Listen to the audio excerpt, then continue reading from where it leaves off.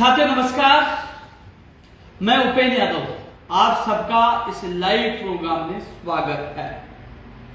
पिछले 26 अक्टूबर को मुझे लाइव आना था, लेकिन मेरी विधानसभा में किसी जो एक व्यक्ति था वो एसएमएस हॉस्पिटल में एडमिट था। मुझे उस परिवार के साथ एसएमएस हॉस्पिटल में 6 से 7 घंटा रुकना पड़ा, जिस वजह से मैं लाइव नहीं आ पाया। काफी लोग कॉल भी कर रहे थे, मैसेज भी कर रहे थे, इंतजार भी कर रहे थे कि जो युवाओं की भर्तियों को लेकर जो मुझे आप लोगों से चर्चा करनी थी, तो काफी लोगों को मैसेज आए थे कि आप लाइव क्यों नहीं आए। तो मैं आपको बता दूं, एसएमएस हॉस्पिटल में मैं बिजी था, इस कारण से लाइव नहीं आ पाया था। कोई समस्या हो रही है तुझे? कोई बात नहीं, कटवारा सामान का कोई दिक्कत थोड़ी। अब तो साथियों, आप लोगों से आपको पता है कि एक युवा तक कार्यक्रम के माध्यम से लगातार आपसे मैं रूबरू होता रहा हूं। मैंने सोचा कि एक बार फिर आप लोगों से मैं रूबरू हो जाऊं। साथियों, युवाओं के लिए जो आवाज, जो चाहे मैं मुख्यमंत्री जी से मिलकर आपकी आवाज बुलंद करना, और अभी जब मैं 2 दिन पहले जयपुर जाके आया तो मुख्यमंत्री जी के अधिकारियों से और जो विभाग के जो अधिकारी, शिक्षा विभाग के और अन्य विभाग के अधिकारियों से मैं मुलाकात करके आया हूँ कि कम से कम जो नई भर्तियों का इंतजार कर रहे हैं उन युवाओं के लिए मैं आप लोगों की बात रख सकूं। मुझे लगता है कि आप लोगों से बैठकर चर्चा कर लेनी चाहिए।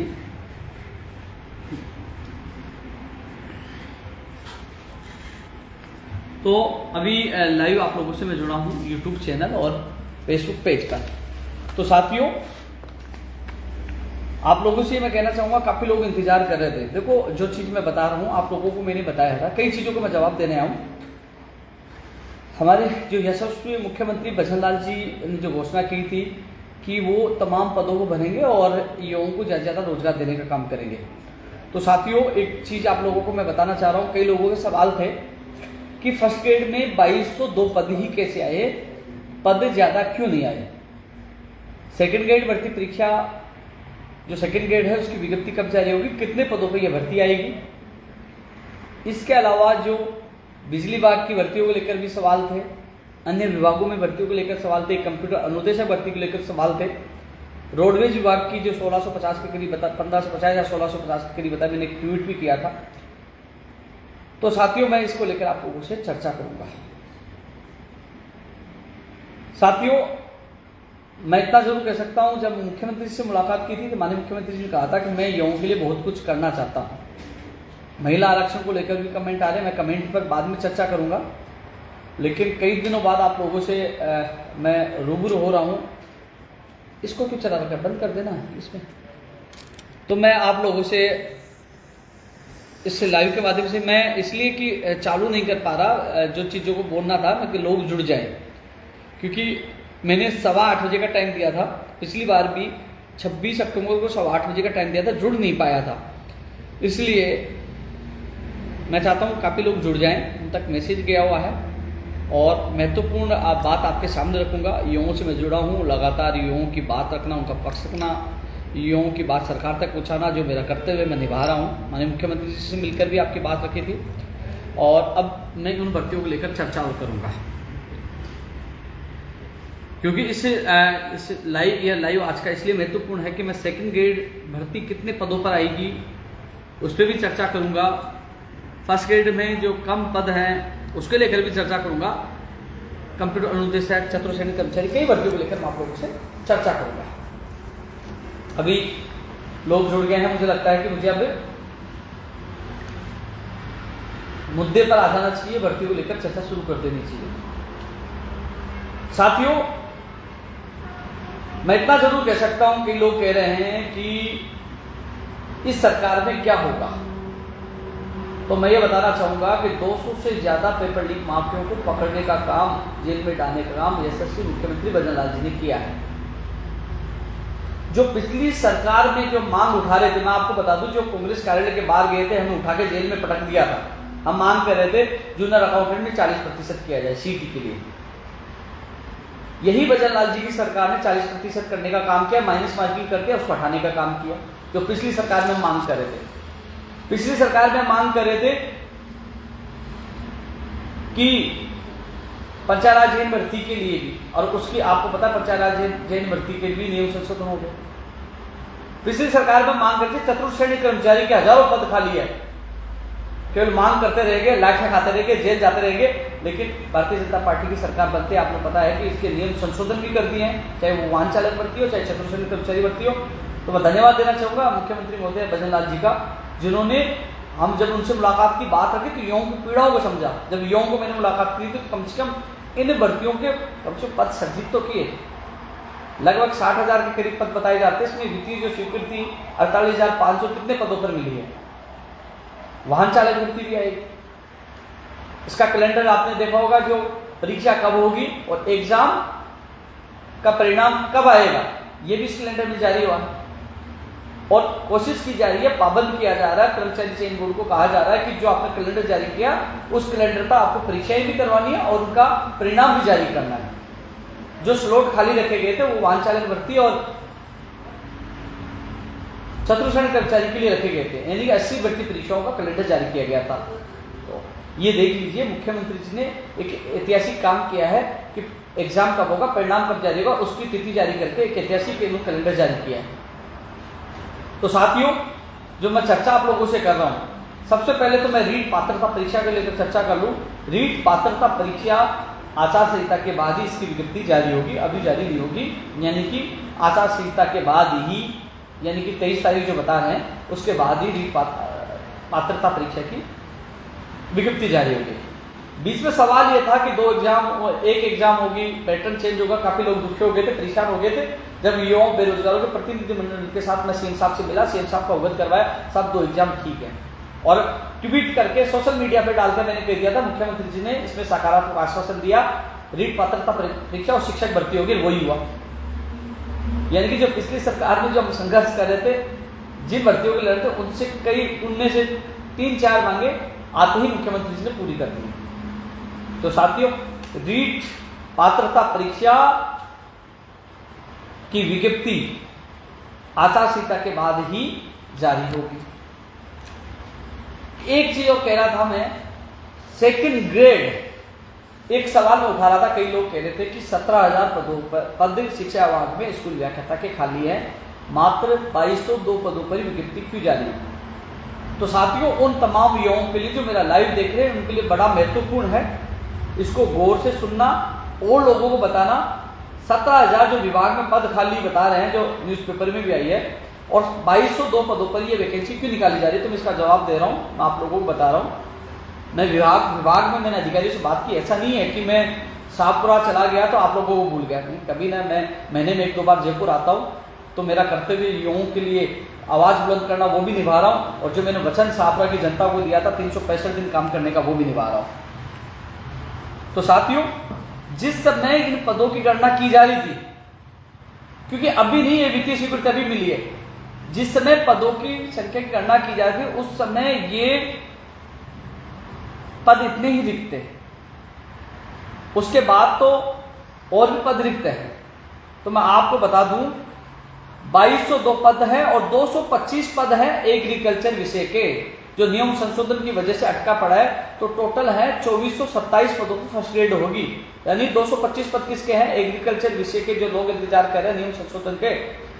तो ये 2427 पदों पर स्कूल व्याख्याता होगी। अब सवाल है कि क्या पदों की संख्या बढ़ेगी क्या, तो मैं आपको बता दूं, स्कूल व्याख्याता से वाइस प्रिंसिपल प्रमोशन यदि समय पे हो जाते हैं, क्योंकि अभी मामला न्यायालय में लंबित है, यदि समय पर न्यायालय से मामला निपट जाता है, डीपीसी हो जाती है, ऐसे में इस भर्ती में पद बढ़ सकते हैं, और नहीं बढ़ते हैं तो आने वाले समय में एक और भर्ती आने की संभावना आएगी, मेरे हिसाब से आएगी। एक और भर्ती, डीपीसी के बाद पद खाली होगी तो भर्ती आएगी।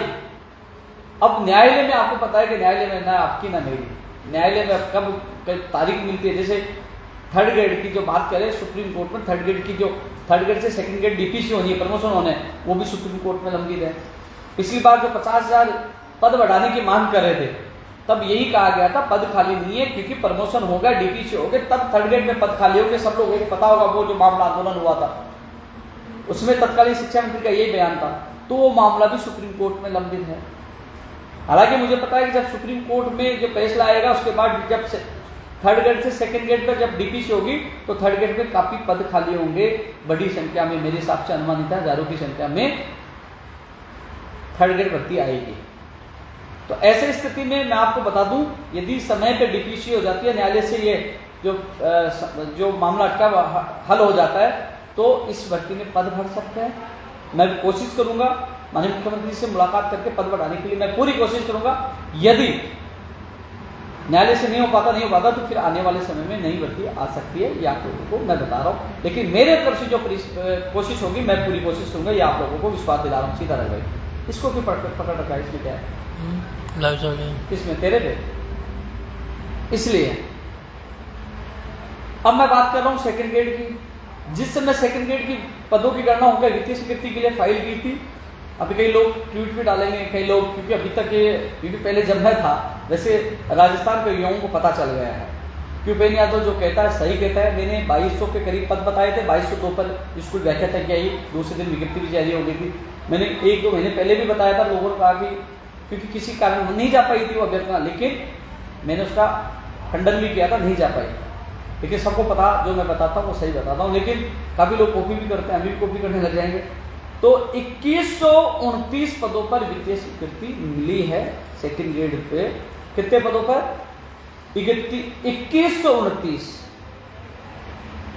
यानी कि 2129 पदों पर वित्तीय स्वीकृति मिली है। और डीपीसी होती है, क्योंकि डीपीसी प्रस्तावित है। डीपीसी होने के बाद, प्रमोशन होने के बाद इसमें पदों की संख्या बढ़ेगी। मैं आपको बता दूं, सेकंड ग्रेड 2129 पदों पर वित्तीय स्वीकृति मिली है। डीपीसी समय पर हो जाती है तो पदों की संख्या बढ़ेगी। ये आप लोगों को मैं बता रहा हूं, जो लोग सेकंड ग्रेड भर्ती परीक्षा का इंतजार कर रहे हैं, मैं आपको बता दूं 2129 पदों पर जो युवा तैयारी करें उनको मैं बता दूं, आपकी तैयारी खराब नहीं जाएगी। जैसे फर्स्ट ग्रेड के लिए कह रहे हो, मान लीजिए फर्स्ट ग्रेड में मैं कोशिश करूंगा डीपीसी हो और पद बढ़े। यदि नहीं, समस्या आपका हल न्यायालय से नहीं हो पाती तो एक और भर्ती आएगी, उसके लिए करेंगे। तो भर्ती तो आएगी, तैयारी जारी करके, यही स्थिति है। 2129 पदों पर सेकंड ग्रेड है और डीपीसी होगी तो पदों की संख्या जरूर बढ़ेगी। और मैं भी कोशिश करूंगा पद बढ़ाने के लिए, माननीय मुख्यमंत्री से मुलाकात करके पदों की संख्या फर्स्ट ग्रेड सेकंड ग्रेड बढ़े, मैं पूरी कोशिश करूंगा। तो आप लोगों को ये चीज़ बता रहा था। एग्रीकल्चर के मैंने 225 पद बताए। अब मैं बात कर लेता हूँ कंप्यूटर अनुदेशक भर्ती जो है जूनियर कंप्यूटर अनुदेशक भर्ती, संभावना 3 से 4 हज़ार पद बता रहे हैं, यानी कि जो पद रिक्त हैं, क्योंकि अभी 100 पदों का मामला लंबित है, अभी तक वो भर्ती पूरी नहीं हो पाई। मैंने विभाग के अधिकारियों से बात की है, क्योंकि पहले वाली भर्ती पूरी नहीं हो पाई है।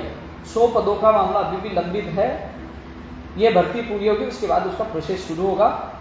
कितने पद रिक्त हैं? अभी अनुमानित पद 3 से 4 हज़ार बता रहे, जो इस भर्ती में रिक्त हुए हैं 3 से 4 हज़ार पदों की संख्या ही बताई जा रही है। अनुमानित लगभग बता रहा हूँ, 3 हज़ार मुझे लगभग बताया था, लेकिन मैं कोशिश 4 इसलिए बोल रहा हूँ कि हम कोशिश करेंगे ज़्यादा से ज़्यादा पद हो।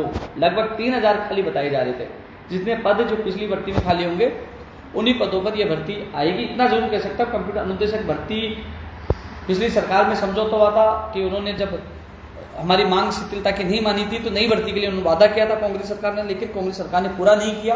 लेकिन इस सरकार में इस मांग को पूरी करवाने के लिए मैं पूरा प्रयास करूंगा। जैसे पिछली सरकार में जो युवाओं के समझौते हुए थे, कांग्रेस ने धोखा दिया, लेकिन यशस्वी मुख्यमंत्री बजरलाल जी की सरकार ने 3-4 मांगों को पूरा किया, तो ये मांग भी पूरी होगी, चिंता करने की आवश्यकता नहीं है। मैं मजबूती से आपकी बात रखूंगा और नई कंप्यूटर अनुदेशक भर्ती आएगी, लेकिन ज़्यादा से ज़्यादा पदों पर है, इसके लिए मैं प्रयास करूंगा, ये आप लोगों को विश्वास दिला रहा हूँ। अब सवाल है बिजली विभाग की भर्तियों के लिए। लोग सवाल कह रहे थे बिजली विभाग की भर्तियों की जो मैंने संख्या पहले आप लोगों को बताई थी, और ये राज्य स्तर सरकार के स्तर पर यह मामला लंबित है, और जो राइजिंग राजस्थान के बाद स्थिति स्पष्ट होगी कि सरकार किस पैटर्न पर विभाग में आगे काम होगा।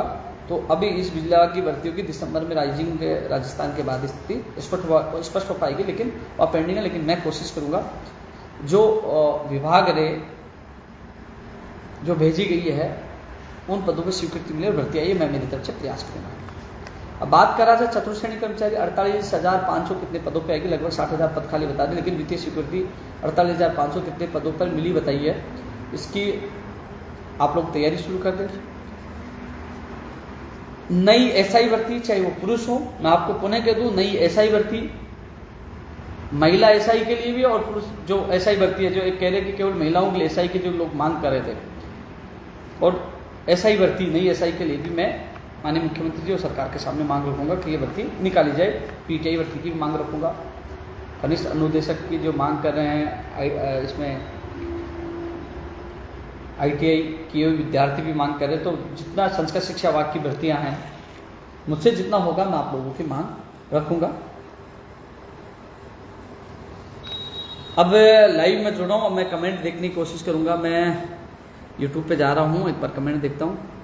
कोऑपरेटिव बैंक की वैकेंसी, मैं जैसे ही 13 तारीख को चुनाव खत्म होंगे, क्योंकि अभी मंत्री जी को दक्ष साहब को लगा रखा है, शायद वो रामगढ़ में लगे हुए हैं, और जैसे ही वो चुनाव से फ्री होंगे मैं खुद जाकर मिलूंगा। कोऑपरेटिव बैंक की विज्ञप्ति जल्द से जल्द जारी है, मैं खुद मिलूंगा जाकर, आप लोगों को विश्वास दिला रहा हूँ। पीटीआई भर्ती की मैं बोल चुका हूँ। महिला आरक्षण को लेकर मैं माननीय मुख्यमंत्री जी के सामने मैं आप लोगों की बात रख चुका हूँ।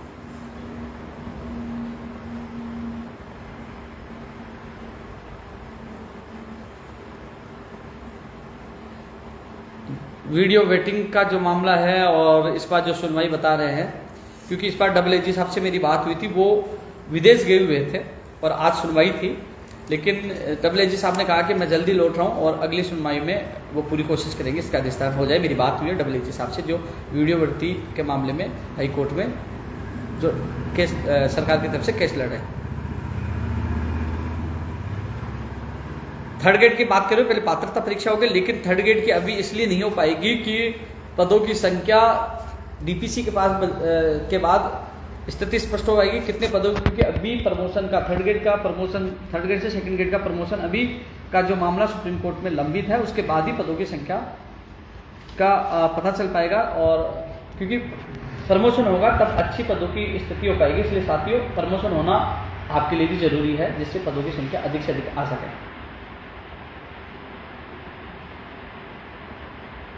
ईओआरओ के लिए भी मैसेज आ रहे हैं, जलदाय विभाग में भर्ती के लिए मैसेज आ रहा है। मैं जरूर जो आपके मैसेज है, जो आप भर्ती के लिए कह रहे हैं, मैं आपकी बात जरूर रखूंगा। साथियों इतना मैं जरूर कह सकता हूँ, आपके साथी मेरे साथ गए थे, पौन घंटे माननीय मुख्यमंत्री जी से मुलाकात हुई थी। मुख्यमंत्री जी वास्तव में आप लोगों के लिए चिंतित है। जो लोग कहते हैं कि आप बताइए, मैं आप सबसे कहना चाहता हूं, जब मुख्यमंत्री जी ने शपथ ली, सबसे पहले एसआईटी का गठन करके ये कहा पेपर लीक माफिया को नहीं बख्शूंगा, और 200 से ज्यादा अपराधियों को पकड़ने का काम किया जो युवाओं के सपनों को बेचा था।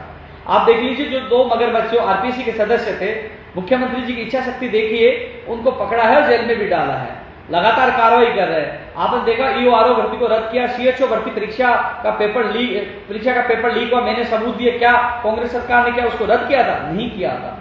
लेकिन जैसे ही भारतीय जनता पार्टी की सरकार बनी, मुख्यमंत्री ने शपथ ली, सीएचओ भर्ती परीक्षा को रद्द किया, और लगातार मुख्यमंत्री जी युवाओं के हित में काम कर रहे हैं। नहीं तो कांग्रेस में जिस चतुर्श्रेणी कर्मचारी भर्ती के लिए मना कर दिया था, समझौता कर लिया था, कम से कम ये भी ऐसा कर सकते थे, लेकिन इन्होंने कहा कि मुझे तमाम रिक्त पद बढ़ रहे हैं। तो मुख्यमंत्री जी की सोच आपके प्रति, युवाओं के प्रति पॉजिटिव है। और एक चीज और मैं आपको बता दूं, ये महत्वपूर्ण आपको मैं बता रहा हूं, पिछले 5 साल में कांग्रेस सरकार ने जो कर्मचारी चयन बोर्ड से मात्र 95,000 पदों पर भर्ती परीक्षाएं जो एग्जाम करवाई थी, और ये भाजपा सरकार में जो कैलेंडर जारी किया है, क्योंकि पहले साल में 1 लाख भर्तियां निकालने के लिए बोल रहा हूं मैं, निकालने का 1 लाख भर्तियां निकालने, वो तो 5 साल में उन्होंने 95,000 भर्तियां कर्मचारी चयन बोर्ड से निकाल के करवाई थी, और पहले साल में इतनी निकल जाएगी। और मुख्यमंत्री जी ने 4 लाख पदों पर घोषणा की है। तो साथियों, विशेष शिक्षकों को मैसेज आ रहे हैं फर्स्ट ग्रेड सेकंड ग्रेड के लिए भी। जूनियर अकाउंटेंट भर्ती के रिजल्ट के लिए कह रहे हैं। मैं शायद जयपुर 1-2 दिन में आऊंगा, तो मुझसे आप लोग मिल सकते, मैं कोशिश करूंगा, क्योंकि जो कमेंट पास चल रहे हैं, इसका रिजल्ट होगा तो मैं आपकी बात जरूर रखूंगा। मेरे चेयरमैन साहब से सीधी बात होती है, मैं उन तक जब युवाओं के मैसेज आते हैं उन तक बात रखता हूँ। रोडवेज विभाग में भी मैं मिल के आऊँ, कल ही मिल के आऊँ रोडवेज विभाग में। तो मैं जो मैंने ट्वीट करके बताया 1650 या 1550, शायद 1650 होंगे, तो वो राज्य सरकार के पास उसका मामला लंबित है, और आचार संहिता के बाद मैं कोशिश करूंगा रोडवेज विभाग, परिवहन विभाग की भर्ती की विज्ञप्ति जारी हो, बिजली विभाग की भर्तियों की विज्ञप्ति जारी हो, शिक्षा विभाग की भर्तियों की विज्ञप्ति जारी हो, तो तमाम विभागों में जल्द से जल्द भर्तियां निकले, ये चीज मैं आप लोगों की मजबूती से रखूंगा।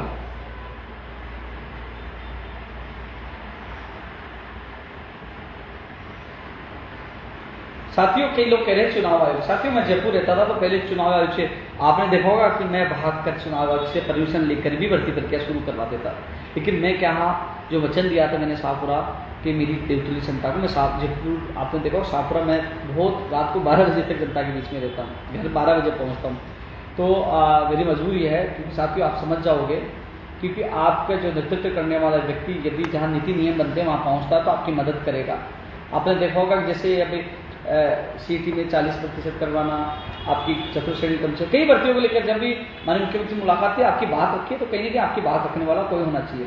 हालांकि आप 28 में मैं चाहता हूं कि मैं आप लोगों की आवाज़ हमेशा उस विधानसभा में बुलंद करूं जिसके लिए मैं जनता के बीच में हूं और इस मेरी देवतुल्य जनता की भी आवाज़ बुलंद करूं। तो इसलिए मुझे अच्छा लग रहा है क्योंकि किस प्रकार जनता के बीच में जाता हूँ, मुझे इतना प्यार देते हैं, सम्मान देते हैं, क्योंकि आप ये कहते हैं कि काश से पहले आता। हालांकि मैं लेट पूछा क्योंकि मैं युवाओं के लिए संघर्ष कर रहा था, कर्मचारी चयन बोर्ड प्रदर्शन कर रहा था, मैं ये देख रहा था कि आचार संहिता लग जाएगी, भर्तियाँ थक जाएगी।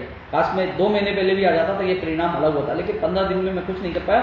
लेकिन मैं इतना जरूर पूछूँ, शाहपुरा की जनता मुझे बहुत प्यार दे रही है, सम्मान दे रही है, वही मेरी हार ही जीत है, क्योंकि उनका प्यार ही मेरी जीत है। तो साथियों मैं दोनों भूमिका निभा रहा हूँ कि जब भी माननीय मुख्यमंत्री जी से, मंत्रियों से, अधिकारी से मुलाकात होती है तो मैं आपकी भर्तियों की बात मजबूती से रखता हूँ। जनता शाहपुरा की जो मांगों को लेकर जाता हूँ तो उनको भी मजबूती से रखता हूँ। तो दोनों दोहरी भूमिका मैं अच्छी तरह निभाऊंगा और विश्वास दिलाता हूँ मैं आप लोगों के लिए पूरी मेहनत करूँगा, पूरी बात सरकार तक मैं रखता रहूँगा। तो साथियों लगभग 22 मिनट आप लोगों से मैं चर्चा कर चुका हूँ। आने वाले समय में भी मैं आप लोगों से चर्चा करता रहूँगा। नई भर्ती की भी मांग आई है, नई भर्ती की भी आई है, तो मैं आपको बता दूं पीटीआई के लिए मैं बात रख चुका हूं और दोबारा रखूंगा। मैं कोशिश करूंगा क्योंकि पीटीआई भर्ती पहले वाली पूरी नहीं हो पाई है ना, तो पहले वाली पूरी होगी तब स्थिति स्पष्ट होगी कितने पद खाली है, उसके बाद ही नई भर्ती की प्रक्रिया शुरू होगी। पीटीआई नई भर्ती का इंतजार कर रहा है। तो साथियों संस्कृत शिक्षा विभाग में जरूर पीटीआई की आएगी, पहले सामान्य शिक्षा विभाग में थोड़ी सी वो पहले वाली भर्ती पूर्ण होगी, उसके बाद स्थिति स्पष्ट हो जाएगी। तो साथियों मैं आप लोगों को कह दूँ कि जब भी मुख्यमंत्री जी से मेरी मुलाकात होगी तो मेरे शाहपुरा की देवतुल्य जनता की मांगों को लेकर और युवाओं की मांगों को लेकर मंत्रियों से मिलता हूं, क्योंकि कल मैं रोडवेज विभाग गया, मेरे शाहपुरा की मांगे थी, लेकिन मुझे युवाओं की भर्ती की भी याद आई और मैंने वो भी बात रखी। तो मुझे जहां मौका मिलेगा मैं आप लोगों की आवाज़ बुलंद करता रहूँगा, आप लोगों की बात मैं मजबूती से रखता रहूँगा, क्योंकि साथियों 12 साल आप लोगों को दिए हैं और अब आप सबको शायद कई लोग मुझे फ़ोन करके कहते हैं कि यार आपकी याद आ रही है, क्योंकि आप लड़ते थे तो पीछे नहीं हटते थे और आप लगातार परिवार को छोड़कर आप हमेशा हमारे साथ डटकर खड़े होते थे। तो मैं आप सबको बताना चाहूँगा, क्योंकि मैं शायद 1-1.5 साल पहले ही घोषणा कर चुका था, क्योंकि मुझे मेरे परिवार के पास जाना था। 12 साल मैंने युवाओं को दिया, कितनी बार जेल गया, कितनी बार लाठें खाई, घबरा नहीं, डरा किसी के बाप से भी, लड़ता रहा और 2.5 लाख से ज़्यादा युवाओं को रोजगार मिला। लेकिन मजबूरी ये थी, मेरी 4 साल की बेटी है, माता पिता परिवार है, तो परिवार के पास पहुंचना था। 12 साल तक सेवा करके मैं पहुंचा हूँ। मैं चुनाव नहीं भी लड़ता तो मुझे परिवार के पास जाना था, ये मेरा फाइनल निर्णय। आपने देखा होगा जब युवा बेरोजगार सम्मेलन था, जब कांग्रेस के मंत्री स्टेज पे थे, तब मैंने सबके सामने ऐलान किया था। ऐसा नहीं कि मैं चुनाव लड़ लिया, भूल गया या मैं छोड़ के चला गया, नहीं, मैंने ऐलान बहुत पहले कर दिया था, कांग्रेस सरकार के दौरान ही कर दिया था कि मैं मेरे परिवार के पास जाऊँगा। तो साथियों लेकिन फिर भी आप भी मेरा परिवार हो, और जब भी मुझे सरकार में जब भी बात रखने का मौका मिलेगा, चाहे मुख्यमंत्री जी हो, चाहे मंत्री हो, चाहे अधिकारी हो, मैं बात मजबूती से रखूँगा, आपकी बात रखूँगा। मुझे पता है कि आपकी पीड़ा मेरे से ज़्यादा बेहतर कोई भी नहीं जानता, और हमेशा रखा और हमेशा रखता रहूँगा। सेकंड ग्रेड के मैसेज आ रहे हैं, बिल्कुल पद बढ़ाएंगे, डीपीसी होगी, पद बढ़ाने की बात मैं मजबूती से रखूँगा। फर्स्ट ग्रेड भी रखूँगा। ईओआरओ में जो कह रहे हैं कि नए अभ्यर्थियों को मौका मिले, वो बात भी मैं सरकार के सामने रखूँगा, ये आप लोगों को विश्वास दिला रहा हूँ। साथियों फिर मैं जब भी लाइव आऊँगा तो मैं इतना विश्वास दिला रहा हूँ, मैं आपको ट्वीट करके फेसबुक पर, यूट्यूब चैनल पर आपको अवगत करा दूंगा कि मैं 1 तारीख को लाइव आऊँगा। तो मैं लाइव आता रहूँगा, जब भी मुख्यमंत्री से मुलाकात होगी, अधिकारी और मंत्री से मुलाकात होगी, तो मैं जरूर लाइव आकर आप लोगों से चर्चा करूँगा। और एक महत्वपूर्ण जो मेरी विधानसभा, क्योंकि मैं सब जगह मैसेज देना चाह रहा हूँ, मेरा सपना था, कई लोगों ने देखा भी होगा, मैं पहले भी सोशल मीडिया पर चर्चा कर रहा था, मैं 14 नवंबर से मेरी विधानसभा में निःशुल्क कोचिंग, जो युवा जयपुर नहीं जा सकते, आर्थिक तौर पे कमजोर हैं, योग्यताएं हैं, उन लोगों के लिए निःशुल्क कोचिंग की शुभारंभ 14 नवंबर से कर रहा हूँ। और जो मेरा सपना आज का नहीं, बहुत पहले का था, तो आप लोगों को पता है कि मेरा सपना कब का था। जयपुर में कोशिश की थी, लेकिन वो कोशिश विफल हो गई थी, लेकिन आप सबके सहयोग से और बड़े बुजुर्ग के आशीर्वाद से ये सपना साकार होने जा रहा है। मैं चाहता हूँ कि किसी गरीब के बेटा और बेटी भी आगे बढ़े और उनको भी वो सुविधा उपलब्ध मिले, जिसके लिए मैं कोशिश कर रहा हूँ। तो साथियों, जब भी मैं लाइव आऊँगा आप लोगों को अवगत कराऊँगा। अभी यही लाइव यही समाप्त करता हूँ, लेकिन आप लोगों की याद जरूर आती है, क्योंकि पहले 30 दिन में 29 दिन मैं जयपुर रहता था, 1 दिन गाँव। अब उल्टा हो गया, 29 दिन मैं शाहपुरा रहता हूँ और 1 दिन रहता हूँ जयपुर। लेकिन जब भी 1 दिन भी आता हूँ तो आपकी बात, चाहे मुख्यमंत्री जी से मुलाकात का समय हो, चाहे मंत्री से मुलाकात का समय हो, चाहे अधिकारी, मैं जरूर आपको याद करता हूँ। आपकी बात मैं सरकार को पूछाता रहूँगा, ये विश्वास दिलाता हूँ, क्योंकि मैं सरकार का हिस्सा हूँ तो मेरा कर्तव्य बनता है कि लोगों की जो मैं आवाज़ बुलंद करता रहूँ। तो साथियों, ये लाइव यही मैं समाप्त कर रहा हूँ। आप लोगों से अगले लाइव में जरूर मुलाकात होगी, क्योंकि आप लोगों के साथ जो मैंने देने का वादा किया था कि आपकी आवाज़ में बुलंद करता रहूँगा, हमेशा करता रहूँगा। तो फिर मुलाकात होगी साथियों। धन्यवाद। अब कहाँ से होगा खत्म नहीं।